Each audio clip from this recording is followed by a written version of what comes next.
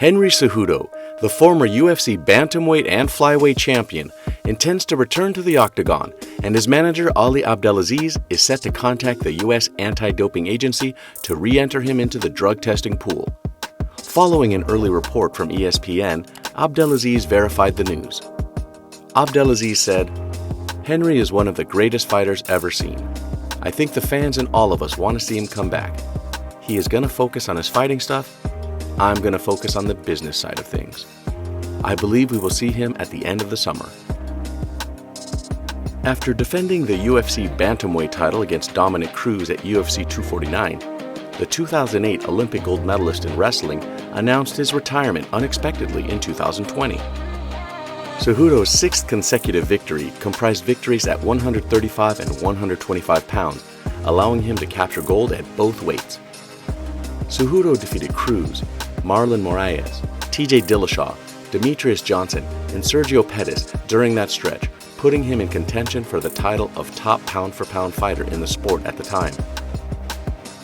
CEJUDO has regularly hinted at a possible comeback after retirement. However, he never returned to the USADA drug testing pool. Before they may compete again, all former fighters must go through 6 months of testing. Just after UFC 273 finished, CEJUDO revealed his intention to fight again, with future fights planned against reigning featherweight champion Alexander Volkanovski and undisputed bantamweight king Aljamain Sterling. CEJUDO then sent a message straight to Volkanovski once it was announced that he would be returning from retirement. He said, "You've inspired me to come back," CEJUDO said on Twitter. "When it comes to wrestling, you couldn't pin a tweet. I would take you down and choke you out quicker than a Conor McGregor relapse. Sign the contract." Following Aljamain Sterling's victory over Petr Yan to cement his position as the world's top 135-pounder, Sterling also stated that he would be open to welcome CEJUDO back to the division after he vacated the championship when he departed from the sport. Now, when it comes to CEJUDO, he is intending to fight Volkanovski upon his return. Michael Bisping stated in his video podcast that CEJUDO lacks the ability to compete with Volkanovski. He's going to be coming back now. He's going to have to do 6 months, but who could he fight when he comes back? So obviously the big one is the quadruple C, right? Fighting Alexander Volkanovski. I don't know if that's a good idea. Yes, great dream. The problem is you aren't big.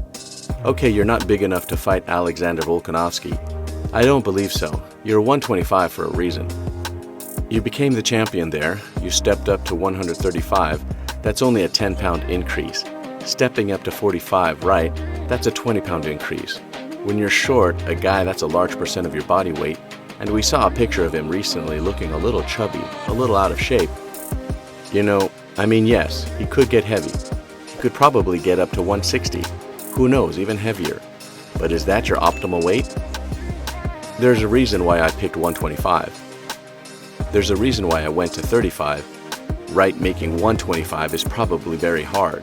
35 is probably his natural weight. 45, things start to get, out of the desired weight, out of the optimal point, out of the where you're carrying extra weight, which is going to slow you down. It's going to ultimately make you weaker in the short term, make you stronger, make you heavy, but as the fight, you aren't good enough. What are your thoughts on Henry CEJUDO coming back to the UFC after retirement and his possible fight with Alexander Volkanovski?